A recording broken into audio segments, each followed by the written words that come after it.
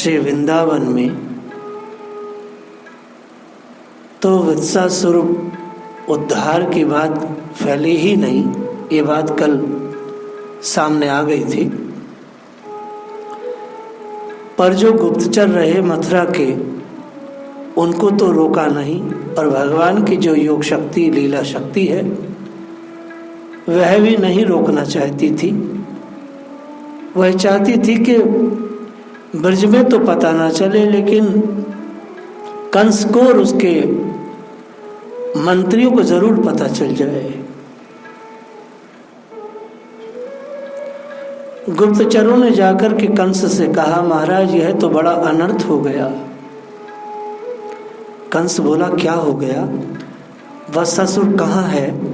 गुप्तचर बोले, महाराज कहाँ है? वह तो खत्म हो गया। कंस बोला, है खत्म हो गया? कंस की आंखों के सामने अंधेरा छा गया, आंखें मुंद गई। कंस अस्तु तस्मात् दत्पादिपि वत्सासुरं निर्वास। कंस ने आंखें बंद कर ली और आंखें ही नहीं बंद की, बेहोश होकर के गिर पड़ा।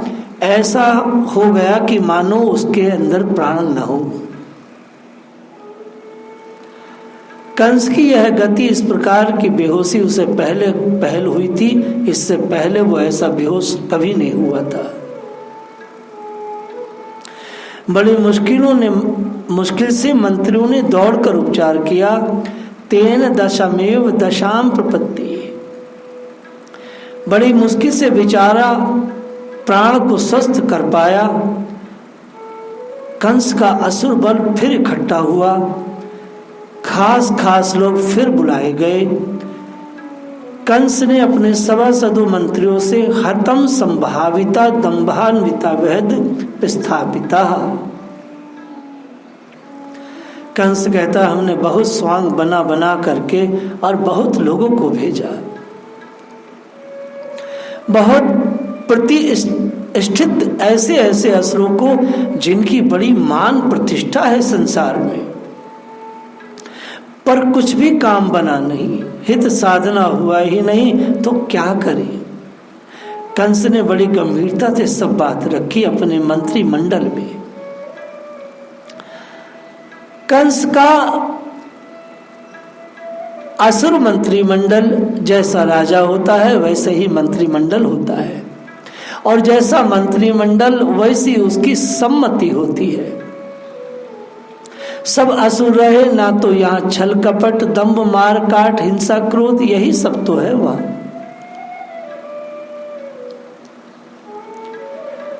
50 साल के कांग्रेस के राज्य में क्या था? यही सब था।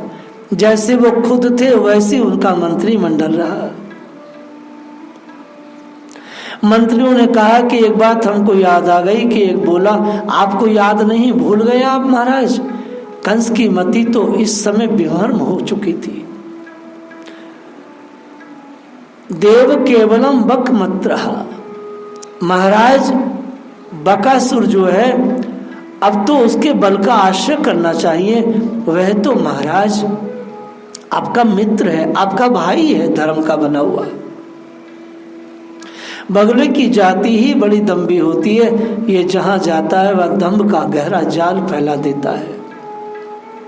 बकासुर अर्थात दंभासुर। महाराज उस दंभासुर से काम लिया जाए।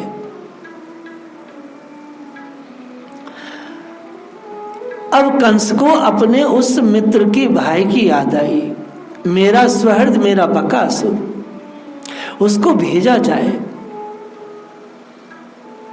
अब पहले की बात क्या थी? छोटी सी पहले की कथा है। पूतना जो थी उसका छोटा भाई था बकासुर। यह भी राक्षस था। ये लड़कपन में कंस के साथ खेला करता था। कंस और बक बड़ा बलवान था। एक दिन उसने कंस को उठा करके मुंह में डाल लिया। कंस में भी बड़ा बल था, तो वह अंदर जाकर बाहर निकल आया। इतना उसने बल दिखाया। भीतर की बक ने उगल दिया, इतना बल कंस ने दिखाया। वह निकल तो आया, फिर बक को उठाकर पटक भी दिया, लेकिन बक के बल की छाप कंस के हृदय पर जम गई। तब पूतना दौड़ी आई। पूतना ने कहा कि मेरे भाई को ऐसा कर दिया। पूतना कंस से बोली कि मेरे से लड़। कंस ने सोचा कहीं इसमें बल ज्यादा हुआ मुझसे तो मुझे इसने मार दिया। तो उसने बुद्धिमानी से कहा स्त्रियाम सदमहम युद्धम न करोमि कदाचना। अरे पूतना तुझे पता नहीं मैं औरतों से नहीं लड़ता हूँ, स्त्रियों के साथ मैं नहीं लड़ता। पूतना बोली फिर आज से तू मेरी बहन और ये तेरा जो भाई है यह है मेरा भाई। बकासुरम श्यामने भ्रातम तुम चे भवनी भवा। श्री गर्ग संहिता में ये श्लोक आता है। तू मेरी बहन हो गई और बकासुर मेरा भाई हो गया। तब से ही बकासुर को अपना भाई और पूतना को बहन मानता था। पूतना बिचारी के प्राण गए बहन बनने के नाते, अर्थात दुष्ट के साथ अगर कोई नाता जोड़ोगे तो प्राण तो जाएगा ही जाएगा, हानि तो होगी ही होगी। ऐसा है दुष्ट का साथ। अब बकासुर भाई बना है तो भैया दुष्ट का भाई बना है तो अब उसकी भी नमो नमा होने वाला है। कंस ने सोचा क्या हर्ज है, ये बलवान तो है, इसको बुलाया जाए। आशा बंदी कंस में। कंस ने बक को बुलाया, सारी बात कही। यह बकासुर की उद्धार की लीला है। यहाँ भगवान श्री कृष्णचंद्र मजे में खेल रहे हैं। वही जो उनका एक समान त्रिभुवन मोहन सौंदर्य है वह कभी जाता नहीं। परमात्मा का जो नित्य सौंदर्य है किसी अवस्था में कभी इनके सौंदर्य में कोई कमी नहीं आती, वह तो बढ़ता रहता है, नित्य निरंतर रहता है। वैसी बछड़ों की राशि आगे आगे चल रही है, वैसी गोप बालक आपस में खेल रहे हैं, सारे के सारे बलराम के नेतृत्व में है। श्री बलराम जी इन सारे के सारी मंडली के सरदार हैं, सबसे बड़े वही हैं।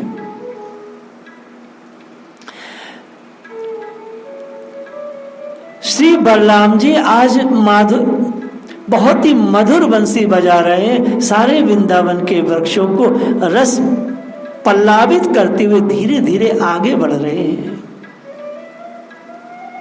सुंदर सरोवर के किनारे पहुंच करके दाऊ जी ने कहा भैया यहीं रहेंगे आज अपने और यहीं पर गाय चराएंगे, यहीं पर बछड़ा आनंद लेंगे। सबसे पहले एक काम करो, ये जल पिया जाए। भगवान कन्हैया ने कहा हाँ दादा, मोह को ऐसा लगे है ये बछड़ान खूब खेलते कूदते आए, तो इनको भी पहले जल पिलाया जाए। सरोवर में दो घाट थे, एक तो घाट गैयान का था और एक गोपों का था। इन सब बछड़ों ने पानी पिया, स्वयं भी पानी पीने लगे। ठाकुर जी दूत गति से खेलते दौड़ते आए थे, सो बड़ा रस आया। श्रीमद् भागवत में कहा गया ते तत् दर्शुवाला महासत्वम व स्थितम। एक बड़ा विशाल पक्षी बगुले के जैसा उस सरोवर के पास बैठा था। गोप बालक निर्णय न कर सके कि ये कौन है। एक ने कहा कहीं से बिजली गिरी है, बिजली से किसी पहाड़ की चोटी टूटकर या सरोवर के किनारे गिरी है। बच्चे कुछ ना कुछ कह रहे थे, लेकिन आचार्य शुकदेव ने जो भागवत में कहा वह बच्चों ने नहीं कहा। कोई कह रहा था पहाड़ की चोटी है, कोई कुछ कह रहा था, कोई कुछ कह रहा था, मगर भागवत में आचार्य शुकदेव जो देख रहे हैं वो बोलते हैं सेवे बको नाम महानसुरो बक रूप दुर्गा। ये तो बगले के रूप में धरे हुए महान असुर रहा है, ये कोई पहाड़ का चोटी नहीं है, ये महान असुर है। दाऊ जी ने कहा चलो देखो सही आगे है, ये है कौन। बगुला बहुत विशालकाय था, चोंच खोल कर बैठा था। इसी ताक में ये अंदर आए, सबके मैं खींच लूंगा। गोप बालक सब डरकर भागे अपने प्राण प्रीतम सखा के पास। दाऊद जी सखाओं को लेकर के गए थे, लेकिन सब के सब डर गए। इन ब्रजवासियों की आंखें नहीं है, इन ब्रजवासियों की बुद्धि नहीं है, इनका मन नहीं है। ये समस्त गोपसखा अपने बुद्धि से कोई काम करते नहीं, इन गोपसखाओं की कोई आंखें नहीं, इन गोपसखाओं का कोई मन नहीं। संसार में कोई भी सुख मिले तो कोई दुख मिले, इनकी आंख तो सिर्फ और सिर्फ कृष्ण है। इन्हें कुछ दिखाई न दिया। इनका मरना, इनका जीना सबका सब श्याम सुंदर के साथ है। श्याम सुंदर के सिवाय इनके जीवन में और कुछ है ही नहीं। इन्होंने कोई विचार नहीं किया क्या है, लेकिन ये समझ लिए कि अब हमको कोई बचा नहीं सकता, क्योंकि इतना विशाल काय मुंह है, अगर श्वास लेगा तो सब गोप अंदर चले जाएंगे।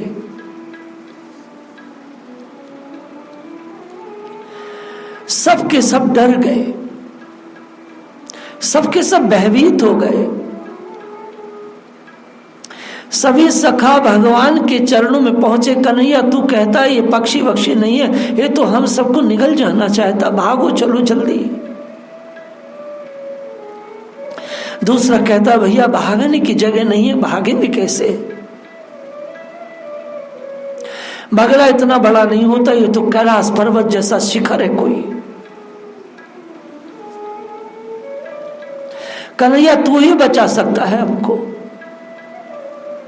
भगवान डरे नहीं, सब डर चुके थे। भगवान मधुर मधुर अधरों पर मधुम हास्य की रेखा छा गई और उससे सुधा बिंदु झरने लगी। भगवान की मुस्कुराहट को देख करके सब गोप सखा आनंद में भर गए।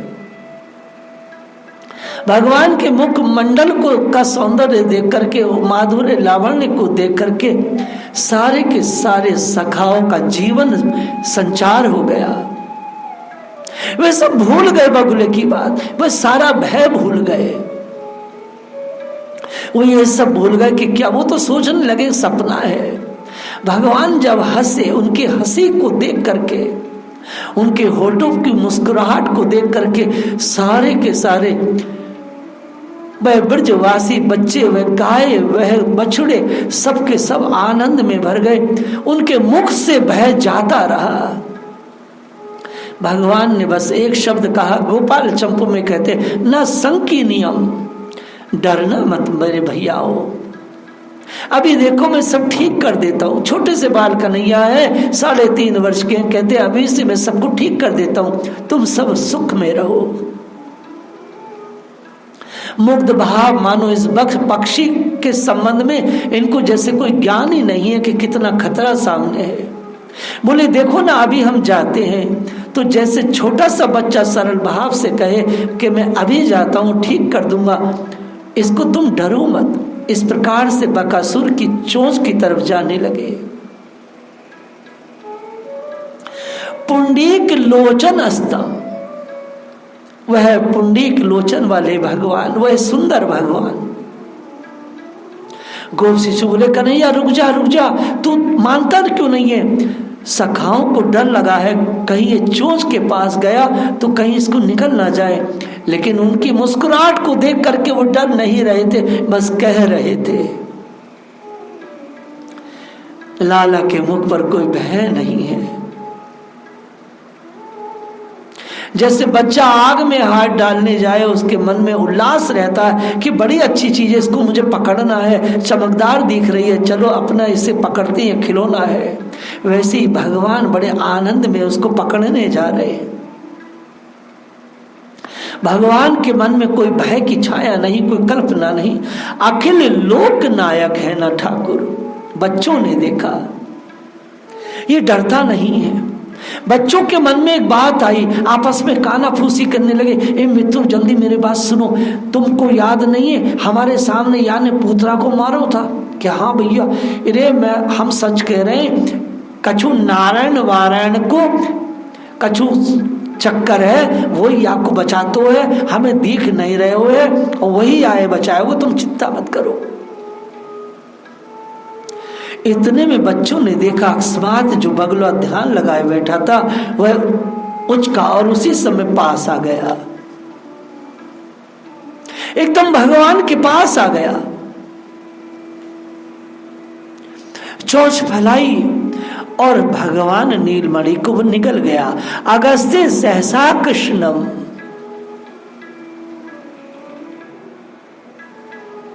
ब्रज के जीवन, ब्रजवासियों के जीवन भगवान श्याम सुंदर को बक ने अपने मुख का ग्रास बना लिया।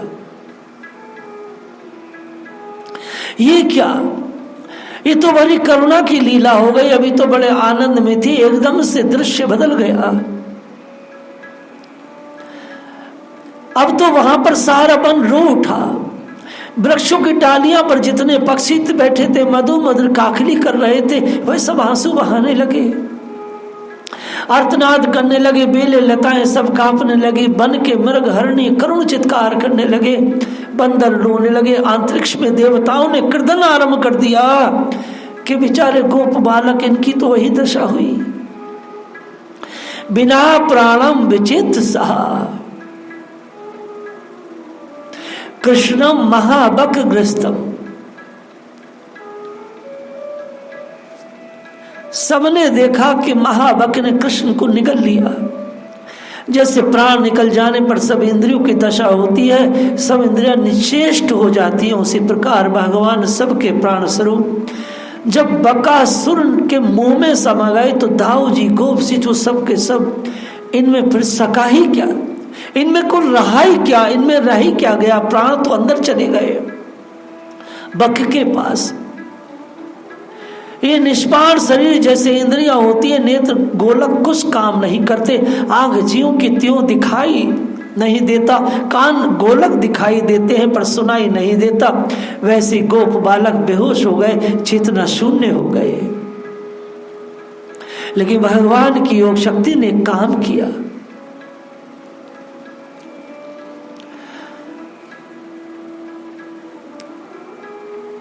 बेहोश हो गए थे पर सबकी आंखें खुल रही थी, आंखें नहीं मुंदी और लीला देखने योग आंखों में शक्ति योग माया ने ब्रजवासियों के बचा करके रखी। इसके अतिरिक्त कुछ नहीं रहा, ना अपने पराय का भाव रहा, ना कोई अनुभूति रही। इधर क्या हुआ कि जब बगुले ने, असुर ने श्याम सुंदर को अपना ग्रास बना लिया तो कोई यह समझे कि उनको निगल रख सकेगा जिनके एक अंश की अभिव्यक्ति से, अभिव्यक्ति क्या, जिसके एक एक रोम से असंख्य ब्रह्मांड धूलि के कण के समान विलीन हो जाते हैं। जो जगत की रचना करने वाले की भी रचना करने वाले उन भगवान को, ऐश्वर्य में भगवान को यह नन्हा सा असुर अपने पेट में रख सके, यह क्या कभी होने की बात है। यह भी एक लीला रस स्वादन की पद्धति है प्रभु की, यह भी भगवान की एक नवीन शैली है। भगवान अपनी लीला रस स्वादन करवाते हैं, करते हैं। वहां भी खेलने गए, राक्षस के उदर में भी भगवान खेलने लगे, उसको भी उन्होंने अपना रंग मंच बना लिया।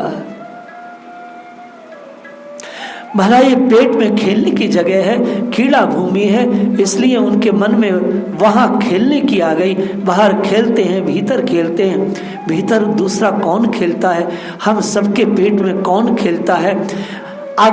पेट में कौन है, अग्नि नारायण है। वे आज स्वयं उस असुर के पेट में खेलने के लिए चले गए। वह निगल तो गया परंतु अब उसके कंठ में आग लग गई। आप सबको आश्चर्य होगा, मेडिकल साइंस कहता है जब पेट में बहुत अग्नि भड़कती है या पेट में आग लगे तो बहुत मनुष्य को कष्ट होता है। जलने लगा उसका तालू, पूरा कंठ जलने लगा। ये तो उल्टी बात हो गई। जिन भगवान के नाम का आभास जी पर आती, नरक की सारी भयानक ज्वालाएं शांत हो जाती है। जो परम शीतलता के समुद्र है, उन भगवान को अपने अंदर लेकर उनके श्री अंगों के स्पर्श से ही असुर के अंदर दाह पैदा हो जाता है। भगवान के परम शीतल चरण कमलों का स्पर्श पाकर बक का कंठ जलने लगता है। ये तो उल्टी बात हो गई। उसे उतनी वेदना हुई, इतनी पीड़ा हुई कि वह अंदर रख न सका, उगलना पड़ा उसे भगवान को। अब तो प्राण कैसे बचे, इनको मारने की बात तो भूल गया, उसके मन में आया कैसे भी प्राण बच जाए। भगवान बाहर आ गए, वह देर तक अंदर ना रख सका, लेकिन उसके मन में आया मेरा जहरीला उदर है, ये अंदर मर जाएगा, लेकिन वह तो जिंदा ही बाहर आ गए। बड़ी विपरीतता, भगवान को उसका उद्धार करना था। बक ने देखा ये तो हंसते खेलते बाहर आ गया। बक में अपने मन में आश्चर्य किया, परंतु परमात्मा ने उसको कैसे कर दिया। परमात्मा ने उसकी चोंच को दोनों को पकड़ा और उसे चीर दिया। जैसे उसे चीरा तो सभी देवता आनंद में आ गए, पुष्पों की वर्षा करने लगे। यहां मैं एक बात कहना चाहूंगा, ये जो निंदक हैं इनका पेट धधकता रहता है। ये कितना श्री कृष्ण का नाम ले ले, लेकिन इनका माथा जलता रहता, दिल जलता रहता, पेट जलता रहता। भगवान का नाम तो शीतल है, फिर इनका सर्वांग अंग क्यों जलता है? क्योंकि जब हम अपराध के सहित नाम लेते हैं तो सबसे पहले वो नाम रूपी अग्नि हमारे पापों को जलाती है, और जब जलता है तो शरीर में जलन तो होगी ही होगी। भगवान का नाम अपने स्तर से काम करता है। यदि पाप रहित नाम लेंगे तो शीतलता देता है, और यदि पाप सहित नाम लेंगे तो अंदर से जलाता है। वही भगवान अंदर शीतलता देते हैं और वही भगवान अंदर अग्नि देते हैं, अर्थात जलाते भी हैं। भगवान अपना कार्य करते हैं। यह कथा बड़ी वैज्ञानिक है, इसके विज्ञान पर हम लोग कल चर्चा करेंगे। जय श्री राम।